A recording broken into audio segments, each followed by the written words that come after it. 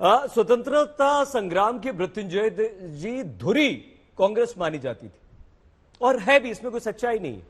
वो पार्टी मृत्युंजय जी तिवारी जी जो जिसने सबसे ज्यादा हमारे देश पर राज किया है।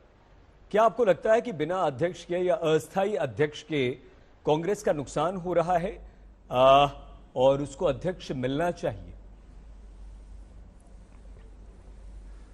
देखिए सईद जी, जो पार्टी देश में 50 वर्षों से ज्यादा वर्षों तक राज किया हो और आज बीजेपी जो 5-7 वर्षों से अभी सत्ता में है, जिनके नेतृत्व में उनका अहंकार जिस तरह 7वें आसमान पर है और जिस तरह से वो कांग्रेस के ऊपर टिप्पणी करते हैं, विपक्ष को तुच्छ समझते हैं, मजाक बनाते हैं, ये लोकतंत्र के लिए शुभ नहीं माना जाएगा।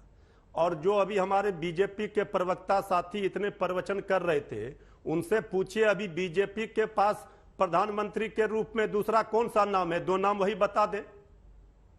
तो जिस तरह से ये हमारे आदरणीय प्रधानमंत्री नरेंद्र मोदी जी ने अपने सभी बुजुर्गों को, नेताओं को, पार्टी के जिनका वो गुरु मानते थे, जिनसे आदरणीय लाल कृष्ण आडवाणी जी को, मुरली मनोहर जोशी जी को, अभी श्रीनेत जी ने ये बात कही, सबको दरकिनार करके वो आए और जो आदरणीय राजनाथ सिंह ने जिनका नाम प्रस्ताव किया उन्हीं को साइड करके गृह मंत्री उन्होंने बना दिया आदरणीय अमित शाह जी को।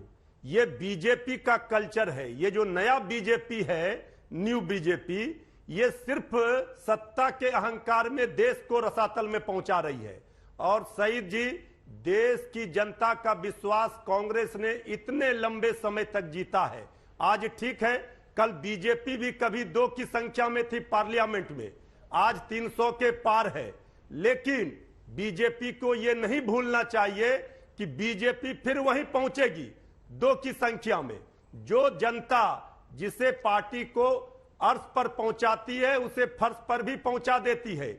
इसलिए सत्ता का अहंकार, ये तानाशाही और हिटलरशाही रवैया, ये देश के लिए नुकसानदेह है। हम लोग सब लोग की चिंता देश के लिए है, लेकिन ये जिस तरह से अपना गुणगान, अपना पीठ थपथपाते हैं, अपनी नाकामी को छुपाते हैं और दूसरी पार्टी का चिंता इनको ज्यादा होता है, इससे इनको बचना चाहिए। ये सत्ता में है, इनकी जिम्मेवारी, जवाबदेही बनती है। विपक्ष भी सरकार का अंग होता है, लेकिन कभी आज तक किसी ने ऐसा नहीं देखा होगा। इसके पहले शासन में बहुत सारी पार्टी, अटल बिहारी वाजपेयी जी भी आदरणीय प्रधानमंत्री जी थे, लेकिन उस समय भी यह अहंकार नहीं था जो आज ये अहंकार दिख रहा है। तो इसलिए बीजेपी के लोग प्रवचन ना करें। राहुल गांधी जी को कांग्रेस पार्टी अगर अध्यक्ष बना रही है और अगर उनके समर्थक चाह रहे हैं, उनके नेता चाह रहे हैं कि राहुल गांधी जी नेतृत्व करें, तो इसमें बुराई क्या है? ठीक है, लेकिन तिवारी जी आप भी अगर 2 नाम बता देते तो अच्छा होता। और डॉक्टर इस्लाम भी बताएंगे 2 प्रधानमंत्री के नाम नरेंद्र मोदी के अलावा। नहीं, हमारे पास तो 200 नाम है। नहीं, कोई बात नहीं। अच्छा राजीव जी, 2 नाम। अच्छा ठीक है, बताएंगे ना, बताएंगे। उन्होंने आपकी बात देख ली। राजीव रंजन जी, हाँ तो पूछिए ना। राजीव रंजन जी, पूछिए, 2 नाम पूछ लीजिए। ग्रैंड ओल्ड पार्टी कांग्रेस बतावा हो तनिक बतावा। 1 सेकेंड जफर साहब। राजीव जी, ग्रैंड ओल्ड पार्टी कांग्रेस अब सिमटती जा। अरे सर 1 सेकेंड तिवारी जी, पहले कोई किसी को नहीं रोकेगा, जिसको पूरा समय लीजिए, खूब समय है हमारे पास। राजीव जी, ये कांग्रेस, क्या आपको लगता है कि कांग्रेस अगर यदि आज आप सत्ता में हैं, आप सरकार चला रहे हैं, आरजेडी कांग्रेस मिलकर आपको नहीं हरा पा रहे हैं, नहीं हरा पाए हैं, तो एक अब दलगत राजनीति से अलग हटकर अगर आप शुचिता की राजनीति की बात करें, आदर्शवादी राजनीति की बात करें राजीव रंजन जी, तो आपको लगता है कि यदि पार्टी में अंदरूनी कलह नहीं होगी, उसका एक अध्यक्ष होगा, तो ज्यादा मजबूती के साथ कंस्ट्रक्टिव विपक्ष की भूमिका भी निभा पाएगी? और कांग्रेस के संदर्भ में हम ये बात आपसे पूछ रहे हैं। देखिए सईद भाई, मैं आपकी बात से पूरी तरह से सहमत हूँ। जब आपने ग्रैंड ओल्ड पार्टी कांग्रेस को बताया, हिंदुस्तान की आज़ादी और कांग्रेस का जो रिश्ता है वो इतिहास के पन्नों में दर्ज है, उसको कोई भी नकार नहीं सकता। ये एक ऐतिहासिक सच्चाई है।